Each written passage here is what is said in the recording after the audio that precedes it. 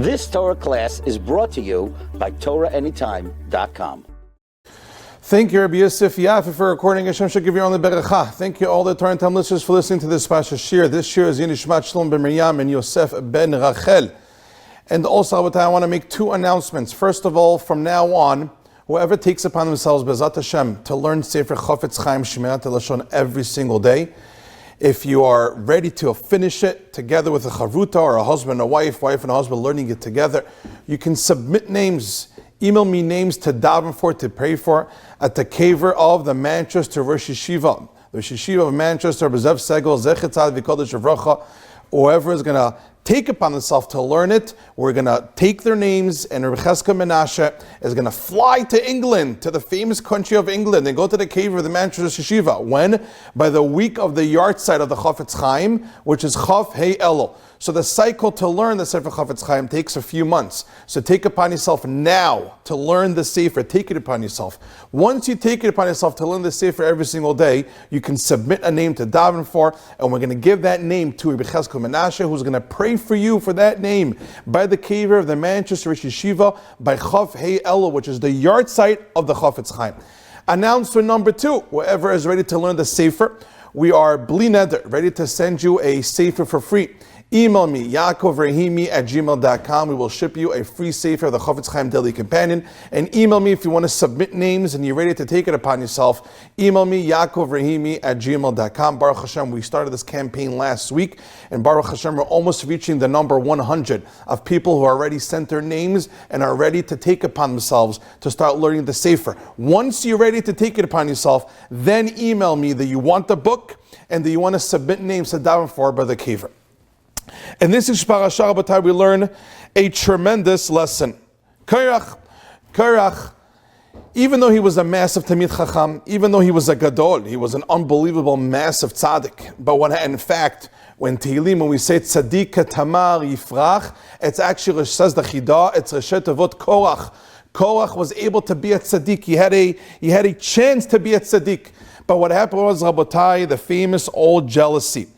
The famous old person, old bad midah, of a person who has too much jealousy, a person who has too much kin'ah, can lead to a person to so much destruction. But Rabbatai, today I want to share with you an interesting yediyah, an interesting chidush from the Chidush Arim. And according to the words, says the Sefer Chidush Arim, Muva b'Zohar HaKadosh, it says in the Zohar HaKadosh, שרצה הקדוש ברוך הוא לעשות את קורח גדול שבלוויים. Hashem's plan was to make Korach gadol שבלוויים, the Levi HaGadol. Just like Moshe Rabbeinu became the Navi of all Navim, and he became a Melech, like Rashi brings down, and then Aaron HaKohen, his older brother, became the Kohen Gadol. Hashem's plan was, says the Zohar, to make Korach into Levi HaGadol. That's a very big stellar. That's a very big position. He was supposed to be Levi HaGadol. But what happened over here, Rabotai? What do we learn from this parasha? Korach lacked savlanut. Korach lacked patience. And because the jealousy overtook him, because he was jealous of Moshe Rabbeinu, his cousin, who's the leader of the Jewish people, he was jealous that Moshe Rabbeinu gave a position to his younger cousin. Because Moshe Rabbeinu's father was Amram, he was the oldest of all the brothers, the son of Kehat. And then after Amram went Yitzhak, which is the father of Korach. So really Korach felt that because I'm the older cousin after Moshe Rabbeinu and Aaron, I should get a position afterwards. Moshe got a position, Aaron got a position. So now the other uncle, the other brother, which is my father, says Korach, Yitzhak, I'm his son, I should get a position. But what ends up being, the Moshe Rabbeinu gave the position to the youngest cousin, the son of Uziel, Elitzaphan, the son of Uziel, which was much younger than Korach. So Korach felt that he was, how do we sell it? Korach felt like he was ripped off. Korach felt like he deserved the position. So therefore he went up and fought Moshe Rabbeinu. Now, Rabbatai, you know what it means to fight against Moshe Rabbeinu? You know much chutzpah, audacity, and disrespect. So much lack of kavod to argue with Moshe Rabbeinu, where Hashem spoke to Pe'el, Hashem spoke to Moshe Rabbeinu like nobody else ever existed. And Korach knew all this. Moshe Rabbeinu split the yam with the man, with the makot. Moshe Rabbeinu was the sheikh who gave us the Torah. What is Korach thinking? How can this happen? To argue with Moshe Rabbeinu. But Rabbatai, what we learn from here is how dangerous kina'ah, jealousy. How dangerous that midah is when it's not controlled, and how dangerous it is for a person who doesn't have savlanut, patience. If Korach would have had savlanut, if Korach would have been a little more patient, he would have became, says the Chidushei Harim, the Levi Hagadol. He would have major position. But because he was impatient, he lost everything. Not only did he not become the Levi Hagadol, it ends up being that the Hashem made an unbelievable nace, that the ground, that the Adamah swallowed him. Until then, when somebody passes away, their bodies stay, and their neshamot, their souls go to Olam Haba. Korach v'Adato were the first people that they were swallowed alive with their neshamot on the ground. All for what? Because of the machloket. All because they fought Moshe Rabbeinu. They caused so much chaos. And all this is because he lacked savlanut. He lacked patience. Rabotai, patience is a very, very, very important midah. Somebody who has savlanut can overcome so much nisyanot. Somebody who has patience, that even though things are thrown at him that are very challenging, because they have savlanut, they know how to stay calm and be patient. They know everything is going to pass away. Everything fades away, and everybody gets whatever they deserve at the right time. And that's why it says the Chidushei Harim, the pasuk says, "Vayikach Korach." And Rashi is busy. What does it mean, Vayikach? It means that he convinced people to follow him, because you can't just buy people. The way Vayikach means to acquire, to purchase. So how did Vayikach Korach? How did Korach grab other people to follow him against Moshe Rabbeinu? He spoke to them. He spoke to them into it. He convinced them. He got inside their brains to follow him. But says the Chidushei Harim, you know what the word Vayikach Korach means? Vayikach means he grabbed. Korach grabbed something that's not his. He rushed to grab. Look, let's see right now. I have something over here in this bima. If I grab it and run, it's called ikicha. It's called running with it. So Vayikach Korach means that he grabbed covet. He grabbed a position that wasn't his. He rushed. He lacked savlanut. He lacked patience. And what happened to him? He lost everything. And Rabbataya, this is a tremendous lesson to day-to-day life. How many times in life, if we only had more patience, life will be so much better. If we only had more patience when it comes to dealing with other people, how much less fights and machloket will there be? How much less lashon hara will be in the world? Let's say a person walks inside his house, and he thought the house will be one way, organized, or let's say things will be more steady, or whatever it is, but he walks into a very loud house. Let's say the children are up, or let's say the supper is not ready, or let's say things are too messy. Every person has their different things. A person who has savlanut, a person who has patience, knows how to control themselves, knows how not to say something that they might regret a few minutes later. But a person who's lacking savlanut can chas v'shalom, let the kas, let the anger overtake them. Or let's say a person is dealing with an employee, or a person is dealing with a student in class, or a friend in shul. If they're lacking patience, they could just bust, they could just scream at the guy. If they bother him a little bit. If a guy's lacking savlanut, boom, you get into machloket, you get into kas. But if one will have savlanut, if one will have patience, it will get them very, very far in life to succeed, to be matzliach in spirituality and in dealing with other people. That's what we learn from Korach. Korach lacks savlanut. If he would have had patience, he would have became the Levi Gadol, because Korach was a massive person. He had unbelievable siyat, he had unbelievable kedusha and talent. He had unbelievable potential. Talent is the wrong word. He had unbelievable potential to be the Gdol Adol, the Levi Gadol, says the Zohar Kadosh. But because he rushed, because V'ikach Korach, because he didn't have patience, he lost everything so much. He even argued against Moshe Rabbeinu. That's a dangerous thing. Look what a lack of patience could do. Look what kina'ah, jealousy can do to a person. And that's the lesson we learn from Korach. Rabotai, Korach is an extreme case, but we can bring it home to make it practical on a daily basis. How do we talk to people? Is there patience when we talk to other people? How do we talk to our spouses, spouses to the husbands, children, children to the parents, parents to the children, people at work? And more than that, how much savlanut do we have with ourselves? What does that mean? Sometimes the Yetzer Hara could tell a person, today you did not learn Torah well. Today you did not do all the accomplishments that really you were able to do if you put more time and effort into serving Hashem. So what does the Yetzer Hara tell a person? If on Monday you didn't do well, there's no point of trying hard on Tuesday. Or if you're not going to learn every single day for an hour, why start learning even 1 hour a week? What does the Yetzer Hara tell you? Don't have patience for yourselves. Don't give yourself time. It's either you do all on one shot or it's not worth it. It might sound vague, but if a person thinks about this, Who knows how many times has the Yetzer Hara talked to a person and convinced them out of doing the right thing, because the Yetzer Hara is trying to tell us not to have patience with ourselves when it comes to serving Hashem. We also have to be patient with ourselves. Even though sometimes a person might do an avera, even though sometimes a person might have a bad day, you gotta stay calm. You gotta have savlanut. You gotta have some with yourself and give yourself another chance to do better the next hour or to do better the next day. And HaKadosh Baruch Hu has so much savlanut with us. Hashem has so much patience with us, the Jewish people. I want to share with you a Gemara to tie this in. The Gemara in Saita, the Flamet, I think Lamed Daled the Gemara was here. I have it over here. Gemara in Saita Mem Dal Mechila. The Gemara in Sota Mem Dal Amon Alf. I'll say it in short. The Gemara over there says a famous pasuk. And Devarim, Mia Isha Yereh ve'erach levav, whoever is fearful to go to war, or a person who's soft-hearted, Yelech ve'yeshuv beto, please go back home, don't join the Melchemes Mitzvah.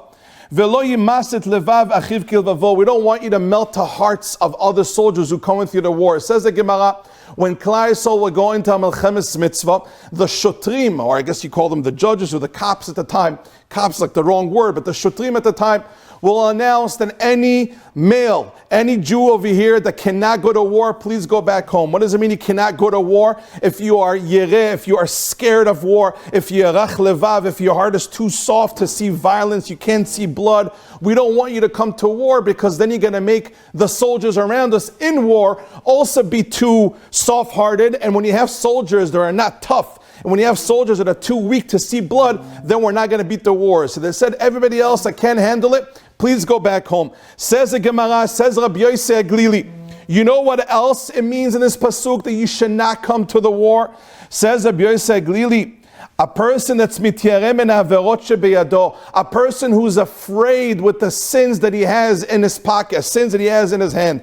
Any person that feels he has too much averot, any person that's yereh, meaning he's scared that Hashem is going to punish him and let him die in war because of so many sins that he has in his hand, such a person also should not go to war. And the Gemara says over there how the whole thing went about, the calculation of those who sinned went back home. L'chua, they will get embarrassed. So the Gemara says that's why they also send people back home who are about to get married, who built a new house, in order not to embarrass those who are leaving because of their averot. We didn't want to make them feel uncomfortable. So when a bunch of people go back home together and don't join the war, you don't know who's going because they just got married or built a house, or you don't know who's going because they feel like they have too much sins in their pockets, too much averot, so therefore it's too dangerous for them. But says the Gemara, says Rabbi Yosef Glili, any person that's scared that he has too much sins in his hand, don't go to war because you can get punished. Says the Gemara, give me an example. Give me one example of avera beyado, of having a sin in your hand that's enough not to let a person go to war for it. Says the Gemara, one dugma. Hasach ben tefillah letefillah. A person who speaks between tefillin shel yad to tefillin shel rosh. The halacha is when you put on tefillin in the morning shel yad, us Sfardim put on tefillin shel yad when we're sitting down. And we make one beracha, one blessing when we wrap the tefillin shel yad. You're not allowed to talk before you put tefillin shel rosh, because we make one bracha for both tefillin, the hand and the head. We make one beracha on the hand, and it's also included the tefillin shel rosh. If one does speak in between, halachically you're not allowed to. But b'diavad, if somebody did speak in between, you have to make another beracha for the tefillin shel rosh. But the halacha is a person should not be talking between tefillin shel yad and tefillin shel rosh. So says Rabbi Yosef Glili, says the Gemara in Rabbi Yosef Glili, tell me one case of a person who does an avera, that because of that avera, he's too scared to go to war, because maybe now Hashem is going to punish him. A person can't put himself in a matzav of sakana, in a place of danger, when he has too much averot, because this bad malachim are going to advocate against that person in Shamayim. They're going to say, look at this guy, he's so overconfident, he thinks he's such a big tzaddik, that he can put himself in a situation that according to nature, he could get killed, he's going to war. war. What is he doing? Why is he so overconfident? He actually deserves punishment. Look how many sins he has. So therefore says the Gemara, a person should never put himself in a position of a makom sakana, because those bad malachim created through sins can really advocate against a person. Chas v'shalom, chas v'shalom v'lo alachem. So therefore says the Gemara, tell me one avira that if a person did it, it's enough for him not to go to war because he's too scared to get killed.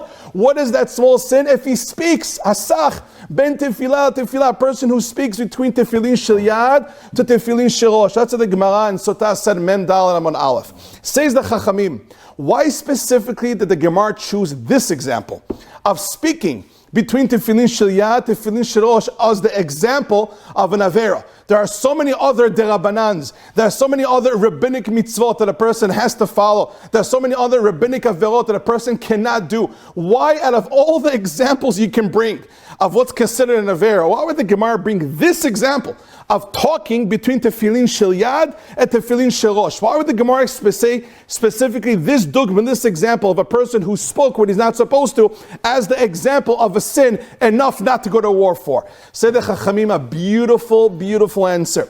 Say the Chachamim, if a person feels so urgent that he has to talk after he puts on the tefillin shel yad, before he puts on tefillin shel rosh, if you feel it's so urgent, you can't hold yourself back one more minute. You can't wait and say what you want to say after you put on the tefillin shel rosh. Why do you feel so urgent? What's the emergency that you have to talk now? You can't control yourself for another minute. You can't control yourself not to talk a bit of tefillah and shul. Is it that what everybody works for Hatzalah? Is it that urgent? Is it such an emergency? You can be patient enough to control your mouth and not talk about what you want to talk after tefillah is over or after you put on tefillin shel rosh. So say the Chachamim, a person who's impatient to control what they have to say and wait until they put on the tefillin shel rosh to say it, if you're too impatient when it comes to serving Hashem and such a small detail, then Hashem, chas v'shalom, has less of savlanut for that person as well. You want Hashem to have savlanut for you. You want Hashem to be patient with you and be ma'arich hapayim and have mercy and not chas v'shalom punish right away. A person needs to have savlanut when it comes to doing mitzvot and following halakha. You can't control your mouth not to talk until you put on tefillin shel rosh. You're so impatient. Such a person should not go to war because Hashem, chas v'shalom, can be impatient with him because of his averot, because of their sins. Unfortunately, every person has their level of averot. Every person has what to work on, including myself. But Hashem is extremely patient. Hashem has unbelievable savlanut for us. But what's going to bring more savlanut from Hashem on us? When we have savlanut on how we serve Hashem. Do we talk in middle tefillah? Do we talk doing prayer? How is it possible to talk doing tefillah? Is it that much of an emergency? You can't be patient and wait until after tefillah. You can't be patient not to talk between tefillin shel yad, tefillin shel rosh. Such a person who's so impatient, such a person that's lacking savlanut, chas v'shalom, says the Gemara in Saita, Hashem can have no savlanut with that person, chas v'shalom, God forbid. Rabbi, from him we learn a tremendous lesson. Savlanut is so important. Being patient. And when we are patient with ourselves, like I said before, and when we are patient the way we talk to other people, Hashem will do midah keneged midah. Hashem will be patient with us, Rabbatai. And who can say upon themselves that they're not afraid of the averot that they did? Who can say confidently upon themselves that they're not worried about chas v'shalom being punished by Hashem for the sins that they did? Every person, of course, is a tzaddik. Every person has tremendous potential. Every person does a lot of mitzvot. But who can confidently say that there's no averis? But Hashem is patient. Hashem has savlanut. And how do we bring more savlanut from Hashem? When we have patience for others. When we treat others patiently. Let's say somebody said something wrong to you. You don't jump on him like a bear, like a fox, and attack him right away. You control yourself. You have patience. You have patience with others, how you treat them calmly. Hashem will have more patience the way He treats you. Thank you so much for listening. You've just experienced another Torah class brought to you by TorahAnytime.com.